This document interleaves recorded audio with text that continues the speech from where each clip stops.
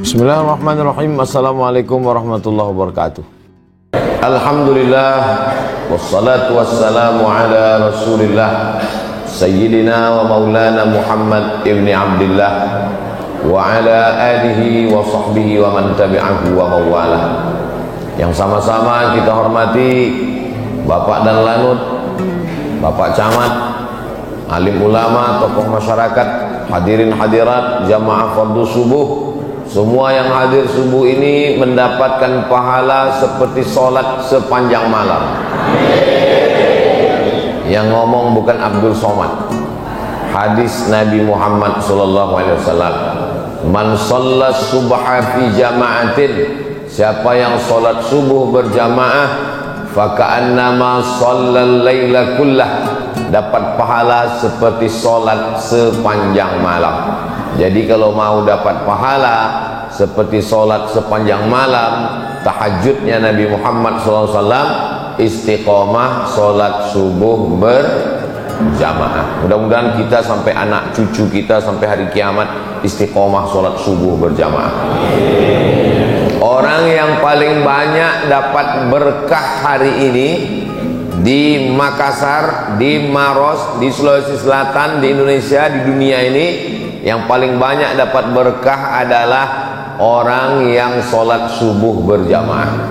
Sesuai dengan hadis Nabi SAW, Allahumma barik li ummati fi bukuriha, berikan berkah pada umatku pada orang yang paling awal bangun subuhnya. Jadi yang awal bangun jam 2 paling banyak dapat berkah, yang bangun jam 3 banyak dapat berkah, bangun jam 4 dapat berkah, yang 5 dapat berkah, bangun matahari sudah terbit kencing setan di telinganya.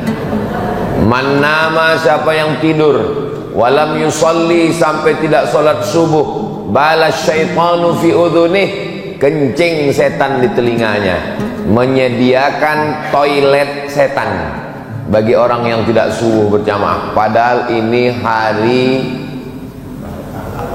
libur, hari Ahad libur, tapi Masjid Jami' Nurul Iman tetap ramai sholat subuh berjamaah. Padahal hari libur nih banyak orang yang balas dendam karena 6 hari bangun-bangun, hari ini tidak usah kita sholat subuh. Kenapa? Tanggal merah libur. Nah, ini membuktikan kebaikan yang luar biasa. Subuh usahakan habis sholat subuh itu jangan keluar masjid. Kalau kebetulan ada ustadz ngaji, buat pengajian. Kalau ustadz tidak ada, baca kitab Riyadhus Shalihin. Ustadz Abdul Somad setiap Rabu subuh baca Riyadhus Shalihin di Pekanbaru, di Riau. Kami ustadz di Masjid Jami' Nurul Iman nggak ada kitabnya. Ada kitab Riyadhus Shalihin. Mana itu? Ustadz kok tahu? Saya lihat tadi. Ada kitab Riyadhus Shalihin. Bacakan hadis 1, hadis 2, hadis 3. Yang tidak tahu tanya sama ustadz. Fas'alu ala dzikri in kuntum la ta'lamun. Usahakan habis sholat subuh ngaji. Tidak ada ustadz, baca kitab. Tidak ada yang bisa baca kitab, baca Quran. Baca Quran tidak bisa, pejamkan mata, berzikir. Afdalul zikri fa'lam annahu la ilaha illallah. Sampai jam berapa? Sampai jam 6.26. Dari mana waktu 6.26 itu? Terbit matahari haram sholat, tergelincir matahari haram sholat, tenggelam matahari haram sholat. Kenapa 3 waktu itu tidak boleh sholat? Karena menyerupai perbuatan musyrik jahiliyah Lata, Uzza, Manat, Hubal, Jibti, Taghut, Naham. Makanya tenggelam matahari tidak boleh sholat menjelang tenggelam matahari sampai nampak merah di ufuk barat, barulah boleh, namanya sholat maghrib. Tergelincir matahari tidak boleh sampai masuk waktu zuhur, lebih kurang 10 menit sebelum waktu zuhur, sampai akhirnya azan zuhur baru boleh sholat.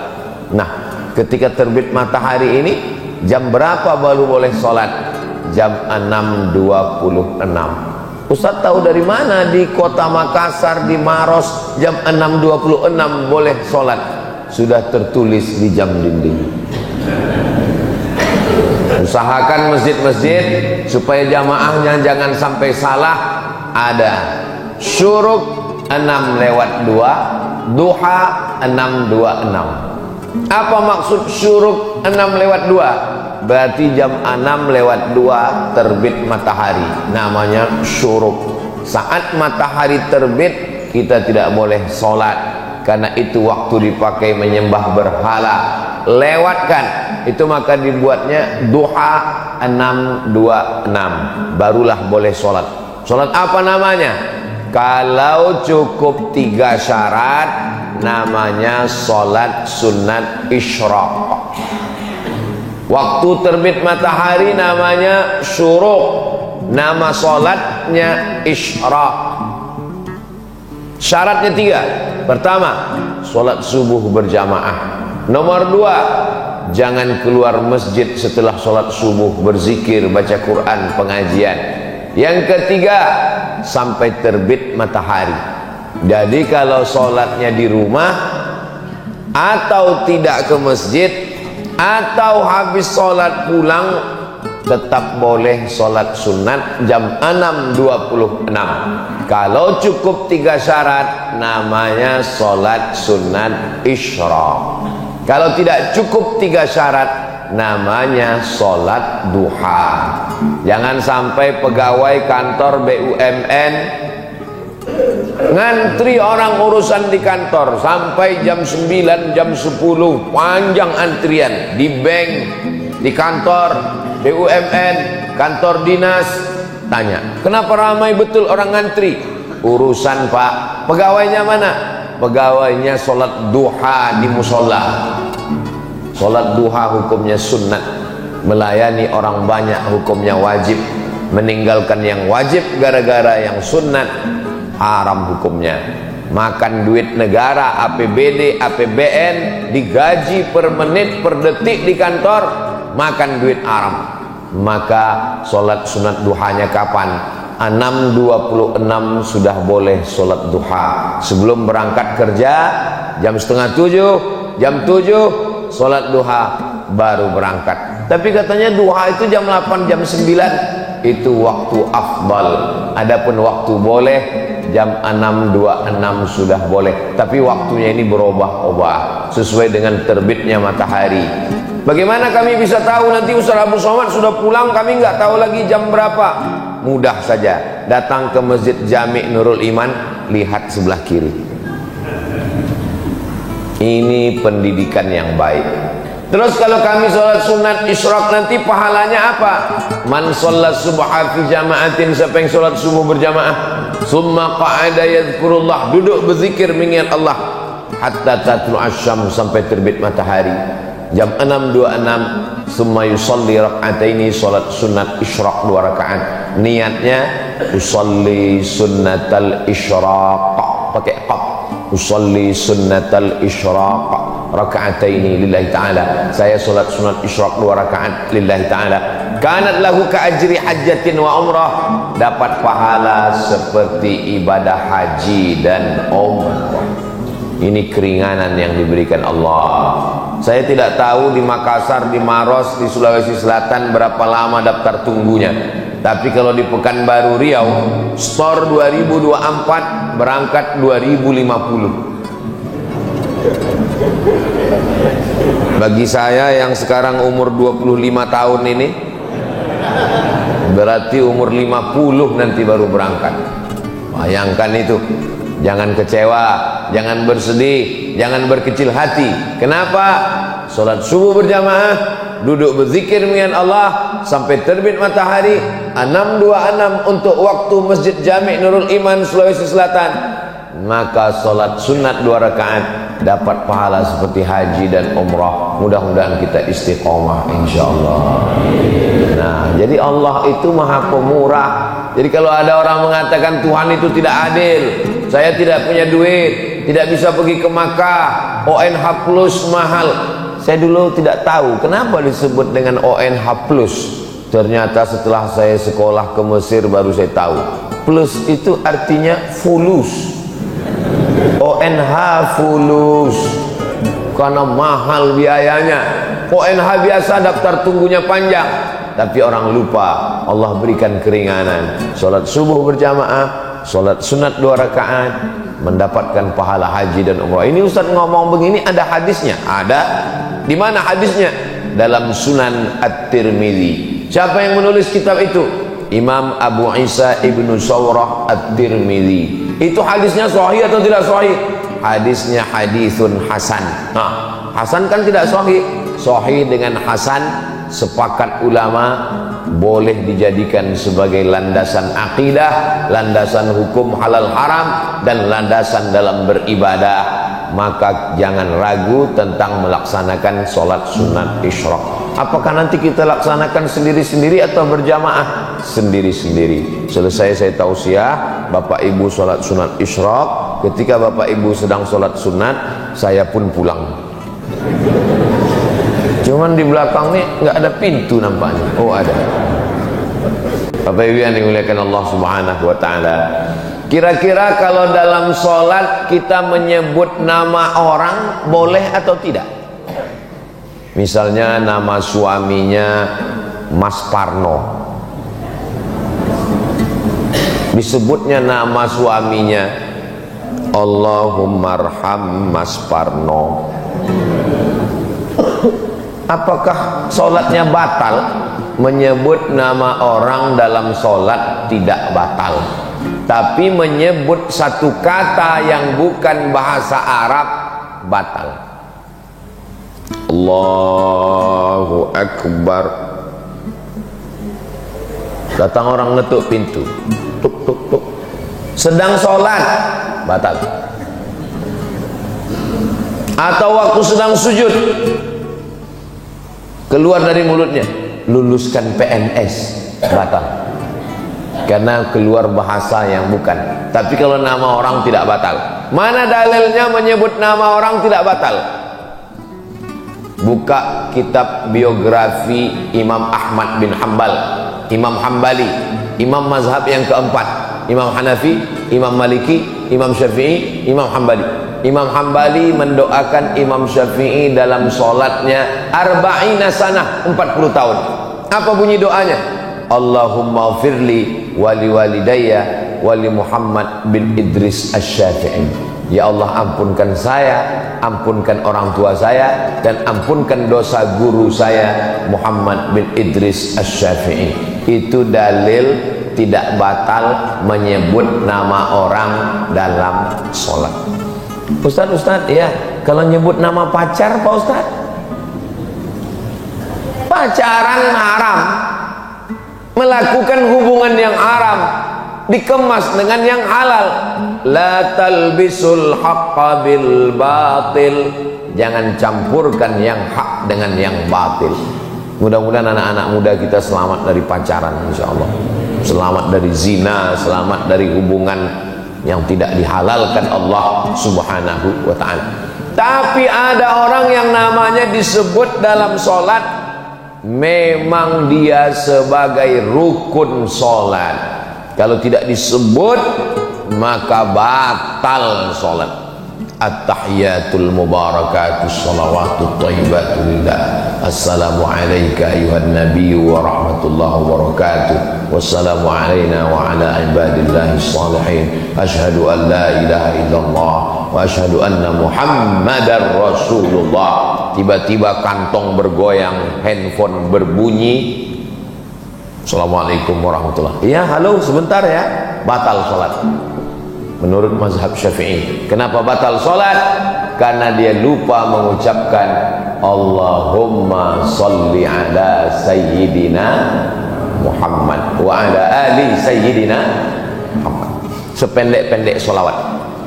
Tapi kata Syekh Ali Jum'ah, guru besar usul fiqih, mantan mufti Mesir, ulama Al-Azhar, kata beliau, sholawat yang paling afdal, sholawat yang ada nama Ibrahimnya, disebut dengan sholawat Ibrahimiyah.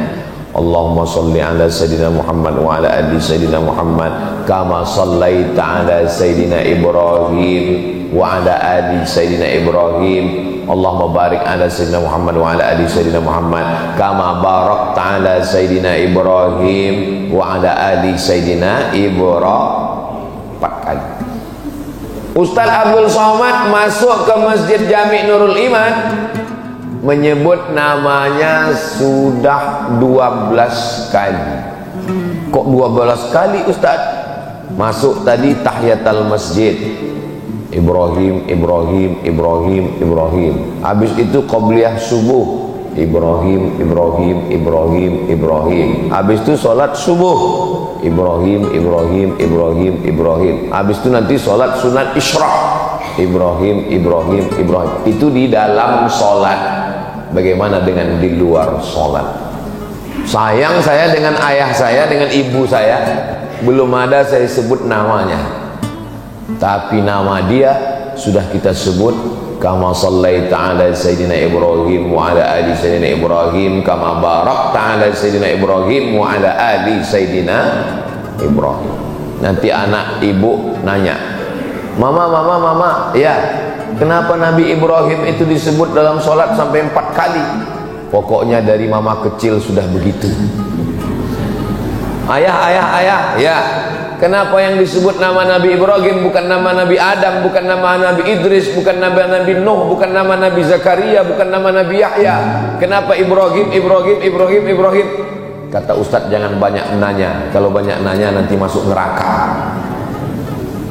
Begitu cara membungkam anak-anak biar supaya dia nggak banyak nanya. Kalau anak bertanya, itu menunjukkan dia berpikir, maka usahakan untuk menjawab. Kalau belum bisa jawab, cari jawabannya di channel Ustadz Abdul Somad Official. Subscribe, like, share, and comment. Kenapa Nabi Ibrahim alaihissalam? Karena semua agama samawi ketemu pada titik Ibrahim alaihissalam. Samawi diambil dari kata sama. Sama artinya langit. Agama yang diturunkan dari langit, yang dibawa oleh Nabi, disebut dengan samawi. Nabi Ibrahim punya anak namanya Ishak. Ishak punya anak namanya Yakub. Yakub punya anak namanya Yusuf. Yusuf punya saudara namanya Imran. Imran punya anak cucu keturunan namanya Musa.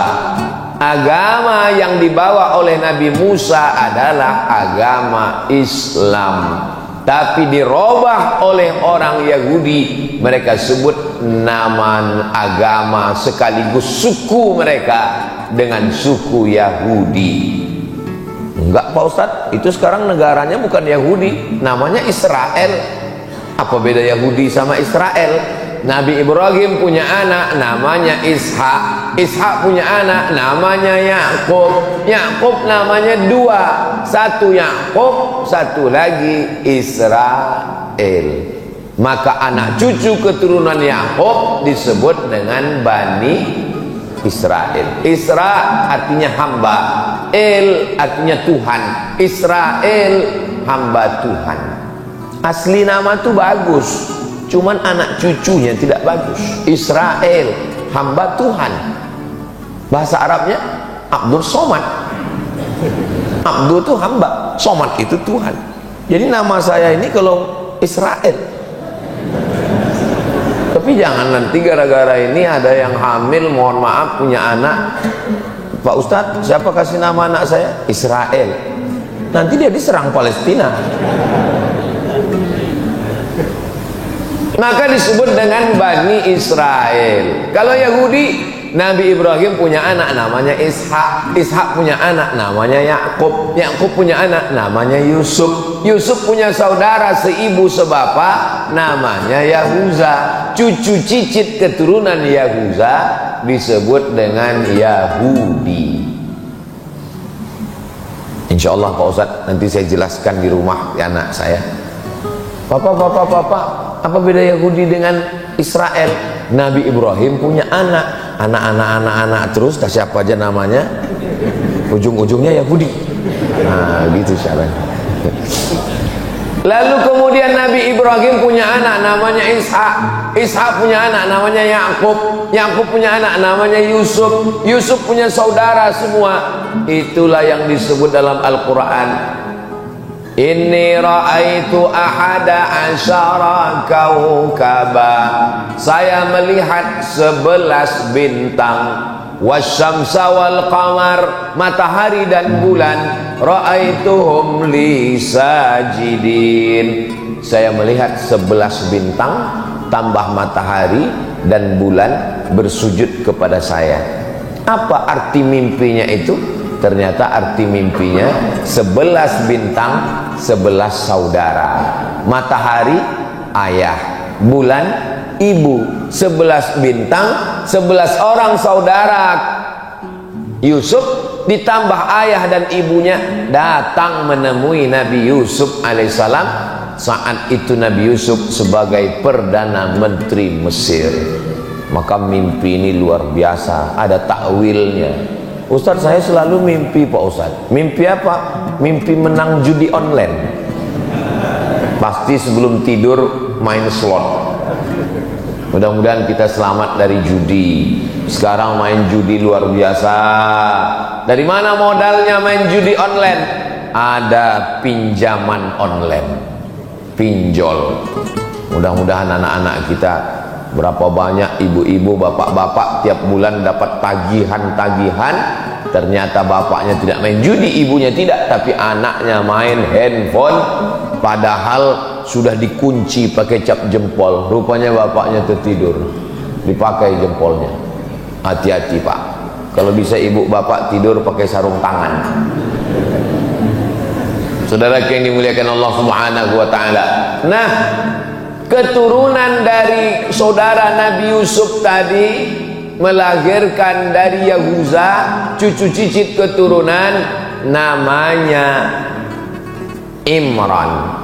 Imran punya istri namanya Hannah. Imran laki-laki punya istri namanya Hannah. Menikah Imran dengan Hannah, lahir anak perempuan namanya Maryam. Maryam punya anak laki-laki namanya Isa. Jadi Isa dengan Musa ketemu pada titik Ibrahim alaihissalam. Lalu Nabi Muhammad SAW dari jalur mana? Nabi Muhammad juga keturunan Nabi Ibrahim, tapi bukan dari jalur Ishak, tapi Nabi Muhammad dari jalur Ismail. Muhammad SAW anak Abdullah, anak Abdul Muttalib, anak Hashim, anak Abdi Manaf, anak Qusay, keturunan Adnan, cucu cicit Ismail, anak Nabi Ibrahim alaihissalam. Maka tiga nabi ini, Nabi Musa, Nabi Isa, Nabi Muhammad sallallahu alaihi wasallam bertemu pada kakek yang terdekat, Ibrahim alaihissalam. Saya ini keturunan Nabi. Bagus. Ustaz Somad keturunan Nabi. Saya keturunan Nabi. Nabi apa? Nabi Adam. Kalau ada di sini orang yang mengaku saya bukan keturunan Nabi Adam, mohon maaf, berarti keturunan monyet. Bukan kata saya, kata Charles Darwin, teori evolusi. Karena kata dia, dunia ini awalnya nggak ada manusia, tapi lalu kemudian monyet berevolusi menjadi manusia. Salah satu cirinya adalah ada bulu di badannya. Saya lihat berbulu badan saya, berarti saya dari monyet. Na'udzubillah. Kita tidak evolusi dari monyet. Justru monyet itulah yang berasal dari manusia. Ketika disuruh Allah untuk mencari ikan hari Sabtu, wahai Bani Israel, kamu beribadah hari apa? Pilih. Senin, Selasa, Rabu, Kamis, Jumat, Sabtu. Pilih mau ibadah hari apa? Kata orang Yahudi, kami mau beribadah hari Sabtu ya Tuhan. Hari Sabat namanya. Lalu kemudian pada hari Sabtu banyak ikan datang. Wa yauma la yasbituna la ta'tihim. Pada hari Sabtu banyak ikan, di hari yang lain enggak ada ikan. Mereka pun sibuk mencari ikan pada hari Sabtu sampai lupa beribadah. Allah murka dan marah. Apa kata Allah? Kunu qiradatan khasiin. Berubahlah kamu menjadi monyet. Karena Allah Subhanahu wa taala murka. Itu maka disebut Yahudi Israel yang ada sekarang itu adalah keturunan-keturunan monyet, karena tidak ada akal hati perasaannya. Tadi di mobil saya mau kemari, saya buka internet, gambar jenazah-jenazah anak-anak kecil korban dari serangan Israel ke Palestina. Mudah-mudahan Allah menolong saudara kita di Palestina. Saudaraku yang dimuliakan Allah Subhanahu wa taala. Itulah jawaban kenapa nama Nabi Ibrahim disebut. Bukan sekedar menyebut nama Nabi Ibrahim, tapi mengambil pelajaran dari Nabi Ibrahim. Ada seorang laki-laki namanya Azar. Siapa namanya? Azar. Azar ini kerjanya membuat patung. Patung dibuat, dijual. Semua patung-patung yang disembah oleh masyarakat Babilonia, Babel. Dalam Quran disebut daerah itu Bibabila, Babel. Nanti kita kalau ditanya Babel itu di mana? Babilonia, Irak. Bukan Babel Bangka Belitung. Itu di samping Pulau Sumatera, di Sumatera Selatan, Palembang. Ini Babel, Babilonia, Irak. Di Irak ini mereka menyembah berhala-berhala, patung-patung. Dan patung itu yang membuatnya, tukang buatnya namanya Azar. Azar punya anak laki-laki namanya Ibrahim. Diabadikan nama Azar dalam Al-Quran. Wa idh qala Ibrahimu li abihi Azara. Ingatlah ketika Ibrahim berkata kepada bapaknya Azar, atattakhidhu asnaman alihah. Mengapa engkau membuat patung berhala menjadi Tuhan? Azar ngamuk. La illam tantahi, kalau kau tidak berhenti menceramahi aku, mendakwahi aku, melarang aku buat patung, nyembah patung, la arjumannaka, ku lempar kamu pakai batu sampai mati. Wahjurni maliya, tinggalkan aku. Ibrahim, jangan ceramahi saya. Kalau kamu tetap menceramahi saya, mendakwahi saya, la arjumannaka, saya rajam kamu, saya lempar kamu pakai batu sampai mati. Wahjurni maliyah, tinggalkan saya. Nabi Ibrahim orangnya lembut. Apa kata Nabi Ibrahim? Sa'astaghfiru laka rabbi, aku akan memintakan ampun kepada Allah untukmu. Innahu kana bi hafiya. Allah mengampunkan segala dosa-dosa saya, dan Allah dekat dengan saya. Allah mengabulkan doa saya. Ini pelajaran bagi pemuda hijrah, anak-anak muda yang taubat, tergabung dalam biker subuhan, anak-anak muda yang hijrah taubat, membuat komunitas. Rata-rata pertanyaan mereka mirip nasibnya macam Nabi Ibrahim. Assalamualaikum Ustaz. Waalaikumsalam. Boleh nanya Pak Ustadz? Boleh. Apa pertanyaannya? Di mana Pak Ustadz? Ayah saya nggak sholat. Tenang adik-adik, nasib kalian macam Nabi Ibrahim. Belum ada apa-apanya itu. Nabi Ibrahim punya ayah bukan sekedar nggak sholat, tukang cetak batu berhala. Bayangkan, semua patung-patung berhala yang disembah orang kafir musyrik, tertulis di tengkuknya made in Azar. Dia punya percetakannya. Itulah ayah Ibrahim. Tapi dia tetap beradab, sopan santun. Dia tidak mengatakan Azar kafir, penghuni neraka jahanam. Makanya jangan kalian mentang-mentang udah ngaji, udah hijrah, udah taubat, udah sholat, pulang ke rumah panggil ayah sama ibu yang belum sholat, ya ayyuhalladzina kafaru. Mana adabmu? Mana sopan santunmu? Jangan ajari ayahmu bicara, jangan ajari ibumu berkata-kata. Kenapa? Karena kau pandai bicara, mereka yang mengajarmu. Anak tidak pernah tua di depan mata orang tua. Saya ustadz, tamat Mesir, tamat Maroko, pulang ke rumah, tapi di depan ayah ibu saya tetaplah anak kecil yang baru pandai berbicara. Tidak pernah saya ceramahi orang tua saya. Ingat saya almarhumah emak saya pulang dari musola. Dekat rumah saya ada musola kecil, namanya musola Al-Makmur. Apa kata dia? Tadi ustadz kami ceramah di musola, Mat. Kata dia bagus puasa di bulan Rajab ini. Dia suka puasa bulan Rajab. Sudah tua, umurnya 70-an. Saya bilang, mak jangan puasa bulan Rajab, nanti lemah di bulan Ramadan. Bulan Rajab itu puasanya puasa bulan haram, bagus, tapi jangan terus puasa bulan Rajab, tidak baik bagi kesehatan. Ustadz kami tadi yang ngomong, hebat ustadz kami itu, man. Jadi bagi dia lebih hebat ustadz dia yang di musola daripada saya.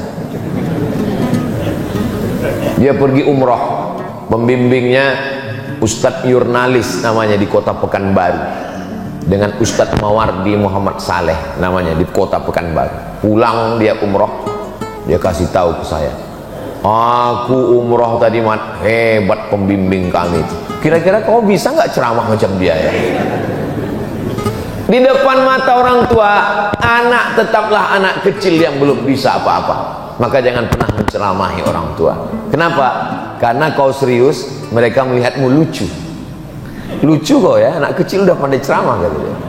Maka doakan mereka berakhlakul karimah, belikan dia kain sarung, belikan dia peci, belikan dia tasbih, ibu belikan dia mukena, berikan dia hadiah, doakan dia tengah malam, teteskan air mata, munajat kepada Allah, berlemah lembutlah kepada dia. Jangan sampai ibumu, ayahmu berkata, dulu kusangka kalau anakku hijrah ngaji dengan Ustadz Abdul Somad dia jadi baik, sekarang malah kurang ajar. Memang betul ternyata Ustadz Somad itu Ustadz radikal. Saya mau anak-anak muda setelah dia tobat, setelah dia hijrah, Masya Allah, ternyata hadir Biker Subuhan itu datang bawa bendera, luar biasa. Ini ibu-ibu yang mau cari calon menantu Biker Subuhan. Biker Subuhan ini hebat, Bu. Subuh ke masjid, subuh aja, yang lain enggak. Maksudnya sholat yang paling berat kan sholat subuh, ngelawan kantuk, ngelawan tidur, malam libur, nongkrong anak-anak sampai payah bangun. Mereka subuh aja datang ke masjid, apalagi zuhur, asar, maghrib, isya. Mudah-mudahan anak-anak kita semuanya selamat dari narkoba, selamat dari zina, selamat dari riba, selamat dari LGBT, selamat dari pacaran, punya komunitas dengan kawan-kawan yang baik-baik dan istiqomah iman Islamnya insyaallah. Jangan pernah ibu bapak berhenti mendoakan Rabbi habli minas sholihin, Rabbi habli minas sholihin. Pelajaran yang pertama dari Nabi Ibrahim, menghadapi orang terdekat dulu. Nabi Muhammad SAW orang terdekat juga. Ayahnya memang meninggal, tapi saudara kandung ayahnya namanya Abdul Uzza. Nama kakeknya Abdul Muttalib. Nama ayahnya Abdullah. Nama pamannya Abdul Uzza. Tapi nama pamannya Abu Lahab, Pak Ustadz. Itu nama kerennya. Makanya kalau kenalan sama orang tanya dulu, nama siapa? Abdul Somad. Nama keren Uas. Jangan sampai nanti pulang ke rumah kelahi sama orang. Siapa yang ceramah di Masjid Jami' Nurul Iman tadi? Uas. Enggak, Abdul Somad. Sama itu juga orangnya. Abdul Uzza. Tapi orangnya ganteng.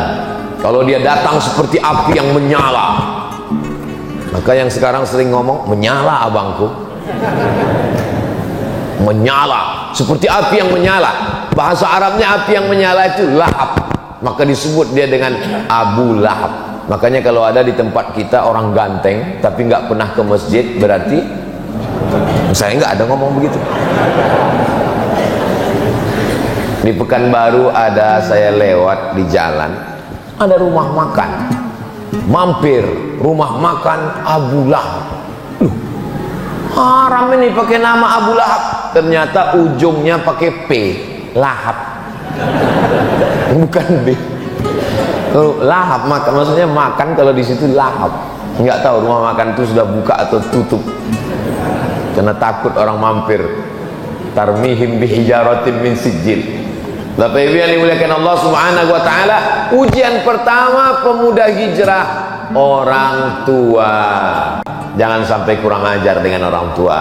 Lembutlah kepada mereka. Wa in jahadaka ala an tusyrika bima laysa laka bihi ilmun.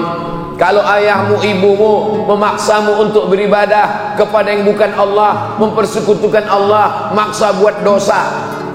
Kamu nih baju kamu seperti baju nenek-nenek, buat malu. Buka jilbabmu, buka hijabmu. Lihat nih baju mama seperti mak lampir. Jangan lawan, tetap lemah lembut. Apakah boleh diikut orang tua yang kufur? Tidak boleh. Wa sahibhuma fid dunya ma'rufa, tapi tetap bergaul dengan baik. Bagi yang sudah masuk Islam, saudaranya, ayahnya, kakaknya, adiknya, ibunya belum Islam, jangan kasar. Ini mau dekat hari raya kurban, sapi kita sudah ada 9. Ustaz kok tahu? Itu sudah penuh 8 sapi, 10 sapi sudah. Masih ada 20, masih ada 12 sapi lagi. Masya Allah, tabarakallah. Mudah-mudahan sebelum sampai tanggal 10 Zulhijjah itu daftar sudah penuh semua, insya Allah. Amin. Waktu rapat antara panitia kurban, alhamdulillah Bapak Ibu, masjid kita tahun ini ada kurban sapi dan ada kambing. Siapa yang kambing? Saya kambing, saya kambing. Semua ngaku sapi dan kambing, berkurban sapi dan kambing. Fasalli, salatlah li rabbika, kepada Allah, wanhar, dan berkurbanlah. Ujian yang pertama, korban perasaan menghadapi ayah bernama Azar. Selesai. Kenapa ujian saya berat Pak Ustaz? Ada orang yang dilahirkan dari keluarga santri, ayahnya kiai, ayahnya Andre Guruta, ibunya perempuan yang solihah. Sedangkan Nabi Ibrahim saja diuji, apalagi kita. Kalau ada orang tuamu tidak baik, berarti ujianmu seperti ujian Nabi Ibrahim. Berarti menurut Allah engkau mampu menghadapinya, karena Allah tidak memberikan ujian lebih daripada kemampuanmu. La yukallifullahu nafsan illa wus'aha. Maka ridho dengan takdir yang diberikan Allah. Selesai ujian pertama, masuk ujian yang kedua. Nabi Ibrahim alaihissalam berhadapan dengan orang yang menyembah bulan, matahari. Masih ada orang sekarang menyembah bulan. Masih ada orang sekarang yang menyembah bulan. Buktinya, siapa yang lahir bulan Mei, jangan usaha di laut, cocoknya di darat. Ini termasuk menyembah bulan. Laki-laki dengan perempuan hampir nikah gara-gara percaya sama penyembah bulan, gak jadi nikah. Kamu nikahnya bulan apa? Saya bulan Anu. Oh, ini bintangnya Pisces, ikan. Kamu lahir bulan apa? Saya bulan April. April Taurus, kambing. Kambing gak cocok dengan ikan, nanti masuk angin gembung mati. Batal nikah hanya gara-gara percaya pada penyembah bulan dan bintang. Namanya astrologi. Tapi katanya bagus belajar tentang matahari. Yang bagus itu astronomi, ilmu falak.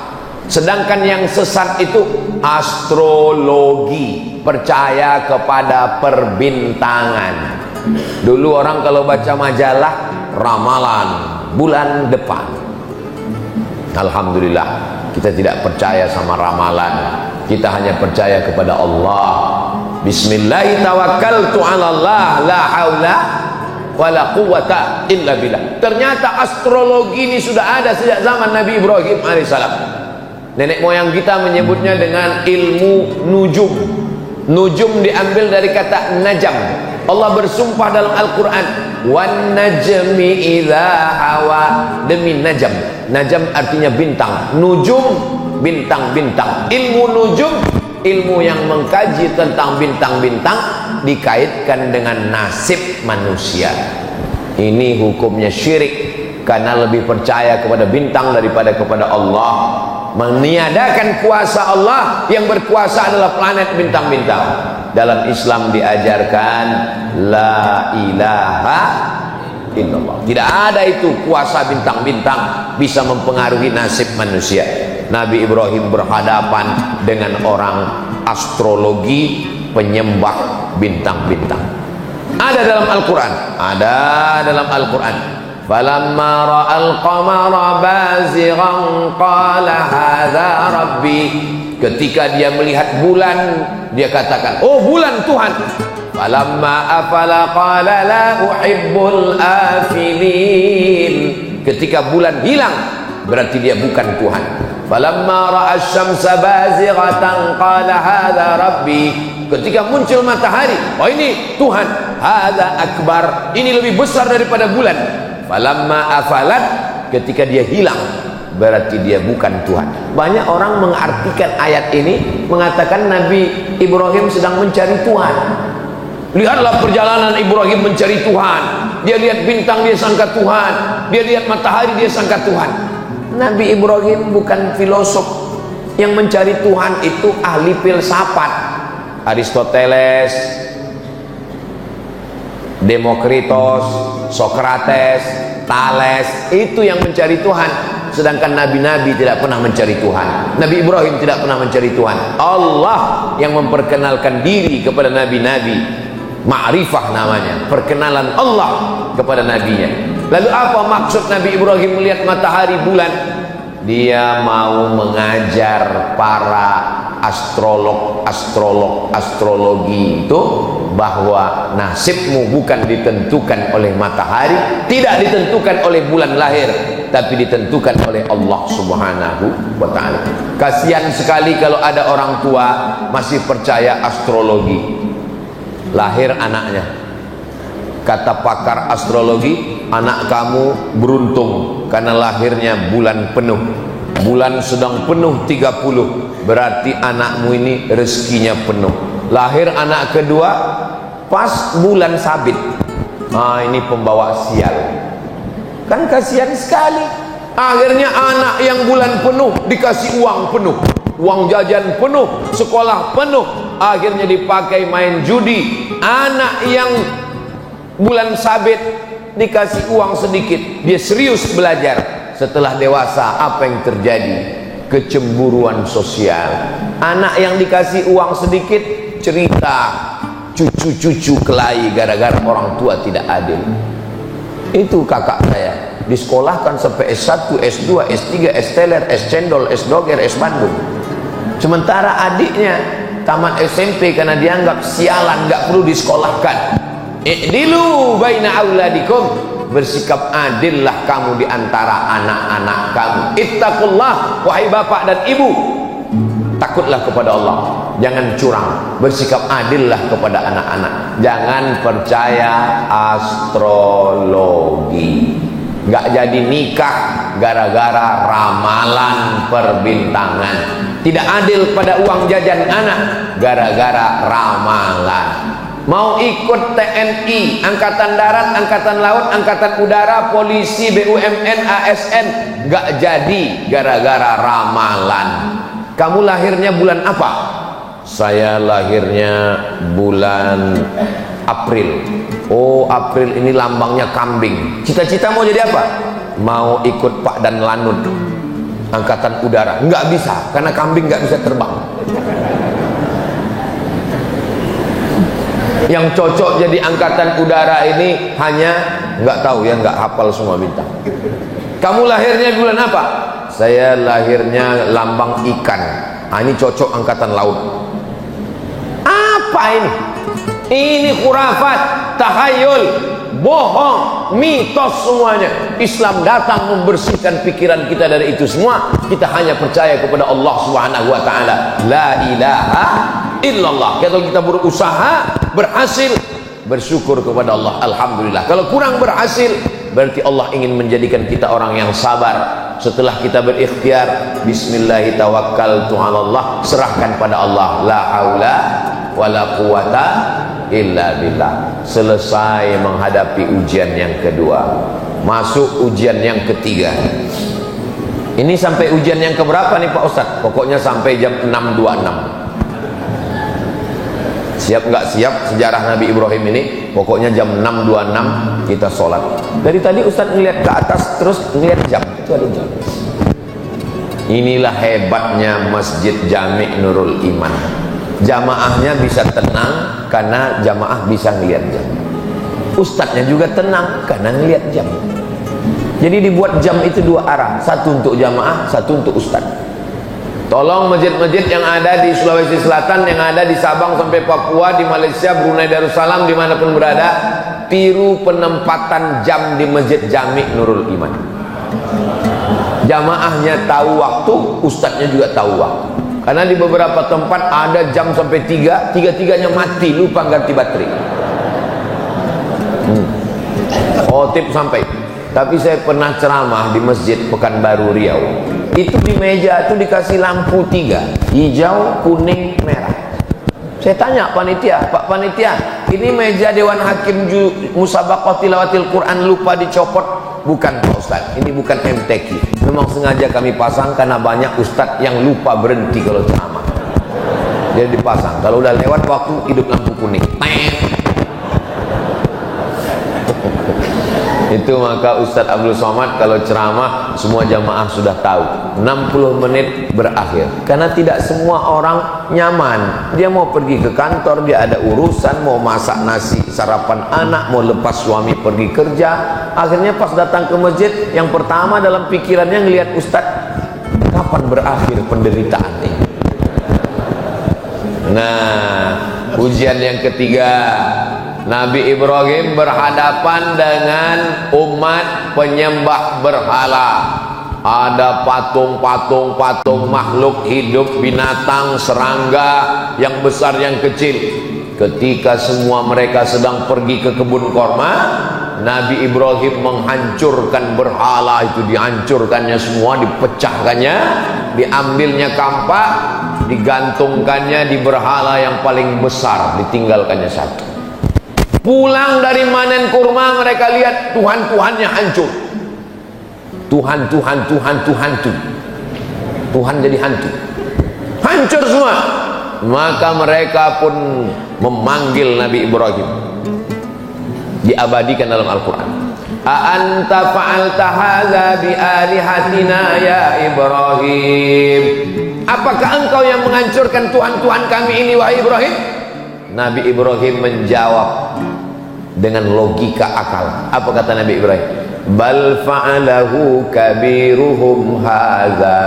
Yang melakukan ini adalah patung yang paling besar. Kalau enggak percaya, fas'aluhum in kanu yantiqun. Tanyalah yang kecil-kecil ini kalau mereka bisa bicara. Padahal jelas yang menghancurkan itu Nabi Ibrahim. Nabi Ibrahim ingin mengajak mereka menggunakan akalnya. Karena mereka punya otak, punya pikiran, punya akal, tapi tidak pernah dipakai. Diajak bicara, nggak mau. Dihancurkan, ditunjukkan. Rupanya orang, kalau sudah, Masya Allah, jazakumullah, terima kasih Ustaz. Anak gadis duduk tersenyum di tengah malam. Kalau sudah datang air minum, ceramah bisa jadi 2 jam. Sampai mana tadi ceritanya?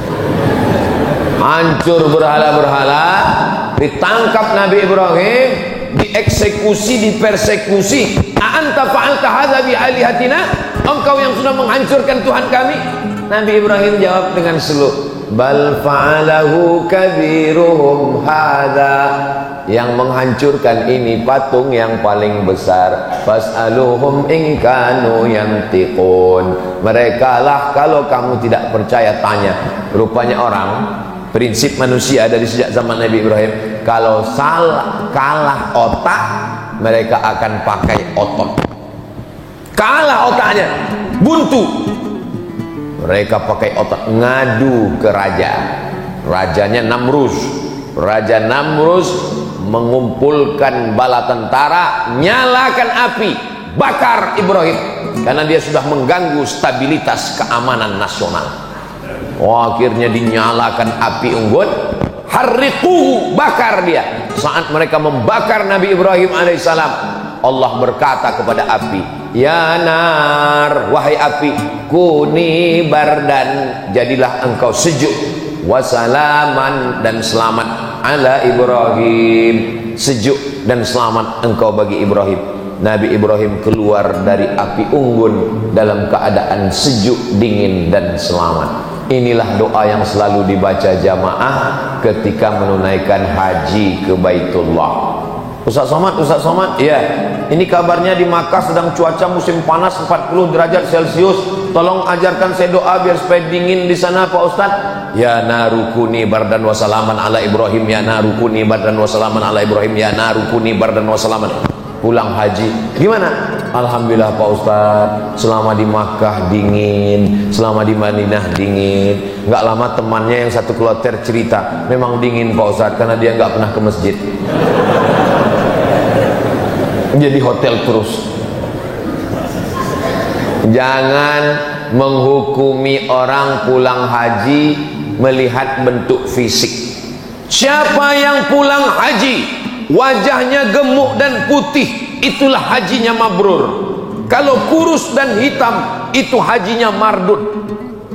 Begitu pulang langsung pakai hukum fisik, nampak ada yang gemuk putih, ini mabrur. Rupanya makan tidur di hotel. Ada yang naik bis dari Aziziyah mengejar kurus, kena panas. Ini sebenarnya mau membela diri saya yang kurus dan hitam. Saudara yang dimuliakan Allah Subhanahu wa taala. Nabi Ibrahim berhadapan dengan orang tua, sudah. Berhadapan dengan penyembah bintang-bintang, sudah. Berhadapan dengan penyembah berhala, sudah. Berhadapan dengan penguasa yang zalim membakar dengan api, sudah. Sudahkah selesai ujian Nabi Ibrahim? Belum, karena kita masih jam 6:12. Ujian Nabi masih ada lagi. Kenapa Ustadz kaitkan ujian dengan waktu? Selama waktu masih ada, maka ujian tidak akan pernah berhenti. Siapa yang mau berhenti ujian, maka habiskanlah waktu. Maksudnya mati. Selama masih ada hayat di kandung badan, selama napas masih berhembus, selama ruh masih bersemayam dalam jasad, selama kita masih hidup, ujian tidak pernah selesai. Ustaz, di pondok ini banyak sekali ujian. Nanti kayaknya kalau sudah keluar pondok nggak ada ujian. Ternyata ujian lebih sulit. Ujian apa? Skripsi. Nanti kalau selesai S1 ini kayaknya nggak ada ujian. Ternyata ujian lebih besar. Apa? Tesis S2. Nanti kalau selesai S2 nampaknya nggak ada ujian. Ternyata ujian lebih tebal. Disertasi doktor. Nanti kalau sudah doktor nggak ada ujian, ternyata ujiannya lebih panas telinga. Tetangga nanya, kapan nikah? Nampaknya nanti kalau sudah nikah nggak ada lagi ujian, ternyata ujiannya memancing kemarahan emosi. Tetangga nanya, istrinya sudah hamil apa belum? Ternyata nanti kalau sudah punya anak, nampaknya saya ini sudah nggak ditanya-tanya orang lagi. Ditanya orang, Ustadz kok nggak punya anak perempuan? Siapa itu? Saya, anak saya laki-laki. Selalu di komen orang, mudah-mudahan Ustaz punya anak perempuan ya. Lalu kapan ujian ini berakhir? Mati. Selesai.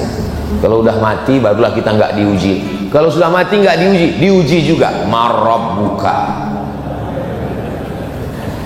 Hidup adalah ujian. Berani hidup, berani menghadapi ujian. Takut menghadapi ujian, jangan hidup. Takut hidup, mati saja. Boleh untuk update status pagi. Bagi adik-adik yang punya usaha baju kaos, boleh tulis, berani hidup, berani menghadapi ujian. Takut menghadapi ujian, jangan hidup.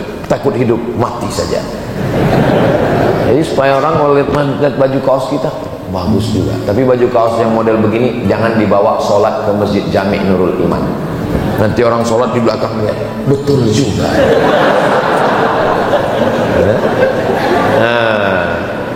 Nabi Ibrahim diuji lagi. Selagi masih hidup diuji. Menikah dengan perempuan namanya Sarah. Sarah tidak mengandung. Apa kata tetangga? Ajuzun aqim.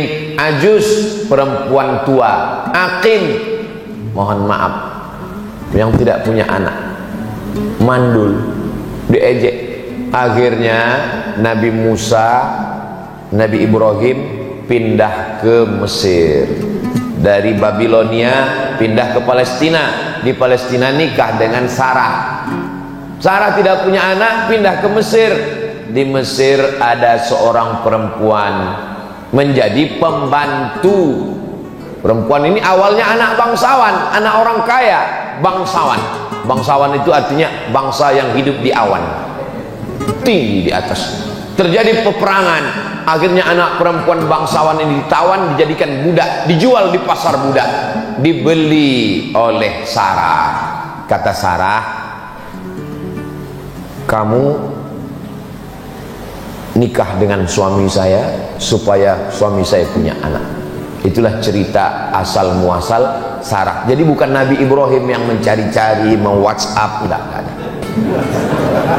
Sarah yang menyuruh Hajar menikah, melayani suaminya supaya lahir seorang anak. Rupanya doa Nabi Ibrahim dikabulkan Allah. Doanya diabadikan dalam Quran. Rabbi habli minas solihin, Rabbi habli minas solihin, Rabbi habli minas solihin.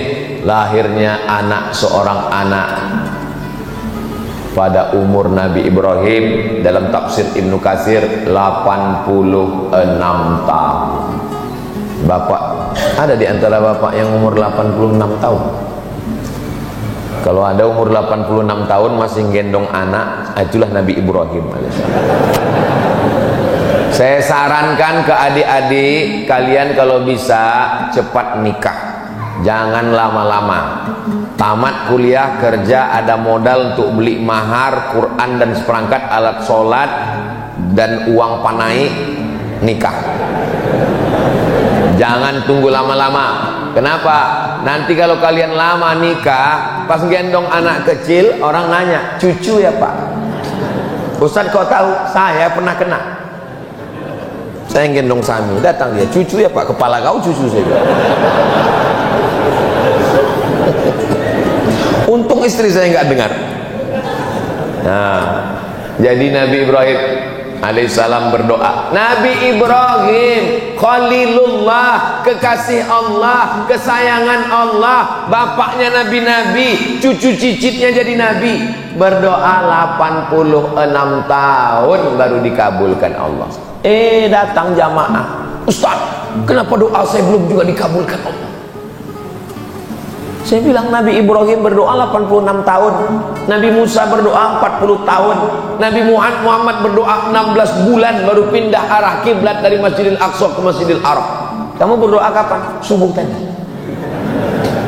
Siapa kita? Ini banyak orang sekarang berdoa ini bukan meminta tapi memaksa. Kita berdoa ini minta, kalau Allah kasih, alhamdulillah. Nggak dia kasih, kita minta terus. Ini banyak orang maksa, ya Allah tolong kabulkan, kalau enggak awas. Apa ini? Sama anak-anak muda ini kalau berdoa, ya Allah aku jatuh cinta kepadanya, jadikan dia jodohku. Kalau dia bukan jodohku, jadikan dia jodohku. Kalau dia sudah punya jodoh, matikan jodohnya. Apa ini? Bagaimana kita memaksa Allah Subhanahu wa ta'ala? Yang namanya berdoa itu meminta, memohon dengan suara yang lirih, mengangkat tangan, meneteskan air mata. Betapa sakitnya hati saya Pak Ustaz. Saya yang ngantar dia ke kampus, yang menemani pendaftaran, tapi giliran wisuda yang lain. Kau mesti husnuzon, kau mesti kuat tegar. Allah ingin memberikan perempuan yang lebih cantik, yang lebih putih, yang lebih solihah. Mana dia Pak Ustaz? Ustaz pula dipaksa. Apa ini anak-anak muda? Makanya anak-anak baik kersubuhan tidak begitu. Kalau dia sedang galau, dia gas terus sampai ke pantai Losari. Saudara yang dimuliakan Allah Subhanahu wa ta'ala, saya kaji ini subuh ini supaya kita sadar, semakin dekat dengan Allah semakin tinggi keimanan, ujian itu banyak. Betul Pak Ustaz. Dulu saya sebelum tobat, waktu masih mabuk, waktu masih sakau, hidup saya nyaman aja Pak Ustaz. Sekarang begitu hijrah, begitu bergabung dengan biker subuhan, pas ngaji pertama kali sholat Pak Ustaz hilang sendal. Salat yang kedua, hilang helm. Allah mau menguji imanmu, membersihkan dosamu di masa lalu, mengangkat derajatmu. Ujian-ujian itu 3 kemungkinan. Yang pertama, menghapuskan dosa. Yang kedua, mengangkat derajat. Yang ketiga, Allah Ta'ala ingin membuat kita satu level tempat tertinggi, namanya ridha. Semua umat Islam masuk surga, tapi tidak semua mendapatkan ridha Allah. Kalau dapat surga, belum tentu dapat ridho. Tapi kalau dapat ridho, pasti dapat surga. Makanya kita berdoa tidak minta surga duluan, minta ridho. Allahumma inna nas'aluka ridhoka wal jannah. Ridho dulu baru surga. Dari rukun Yamani ke Hajar Aswad. Allahumma inna nas'aluka ridhoka wal jannah. Ketika saya minta, ya Allah, berikanlah kami ridha. Semua ibu-ibu bilang amin. Ada satu ibu-ibu diam aja. Ditanya sama kawannya, kau kok nggak bilang amin? Aku sudah dapat ridha. Dari mana kau tahu dapat ridha? Suamiku namanya Mas Ridho. Nama adalah doa. Jadi kalau ibu kasih nama anak namanya Ridho, dia ingin supaya dia ridha menerima segala ketetapan Allah, segala yang baik yang buruk. Makanya rukun iman itu kan ada 6. Antu'mina bil qadari, beriman kepada takdir, khairihi wa syarrihi, yang baik dan yang buruk. Oh, jadi takdir itu ada 2 Pak Ustaz? Iya, takdir baik dan takdir buruk. Betul-betul sesuai dengan saya dan suami Pak Ustaz. Maksudnya Bu, saya bagi suami saya ini takdir baik dia Pak Ustaz, tapi dia bagi saya itu takdir buruk saya Pak Ustaz. Allah Subhanahu wa Ta'ala mempertemukan kalian di tempat yang baik, dalam majelis yang baik, dengan cara yang baik, supaya kita mendapatkan kebaikan-kebaikan. Nabi Ibrahim tidak pernah lepas daripada ujian. Sudah punya anak, apa kata Allah Subhanahu wa Ta'ala? Antarkan anakmu ke Baitullah, dari Masjidil Aqsa ke Masjidil Haram. Jaraknya 1500 km, naik unta menyeberang lautan gurun pasir. Umur Nabi Ismail, kata Imam Al-Qastullani, Imam Badruddin Al-Aini dalam syarah Sahih Bukhari, wa umruhu sanataini, umur Nabi Ismail 2 tahun. Umur 2 tahun, umur lagi-lagi lucu-lucunya, lagi sayang-sayangnya, disuruh Allah pisahkan dia ke Baitullah. Ditinggalkan Nabi Ibrahim lah anaknya itu di samping Ka'bah. Diabadikan dalam Quran. Askantu min dzurriyyati, aku tinggalkan anakku Ibrahim fi wadin, Ismail fi wadin, di sebuah lembah, ghairi dzi zar'in, tidak ada tanaman, kering kerontang, panas menggigit, inda baitikal muharram. Lihat adab Nabi Ibrahim. Enggak ada Nabi Ibrahim berdoa, ya Allah teganya engkau. Enggak ada. Apa kata Nabi Ibrahim? Kutinggalkan anakku di lembah yang tak ada tanaman, di samping Baitullah yang mulia. Enggak ada dia katakan tolong jaga dia ya Allah. Enggak, adabnya kepada Allah. Dia hanya bercerita kepada Allah, dia ingin anak itu dijaga oleh Allah Subhanahu wa Ta'ala. Setelah anak itu diletakkannya di samping Ka'bah, Nabi Ibrahim naik ke atas untanya mau pulang ke Palestina. Hajar memegang ujung jubah Nabi Ibrahim. Apa kata Hajar? Allahu amaraka bihadza, apakah Allah yang menyuruh engkau melakukan ini wahai Ibrahim? Kenapa Hajar bertanya itu? Hajar ingin meyakinkan, ini yang nyuruh ini Allah atau istri pertama? Apa kata Hajar? Allahu amaraka bihadza, apakah Allah yang menyuruh engkau melakukan ini wahai Ibrahim? Apa kata Nabi Ibrahim dengan satu kata? Naam, iya.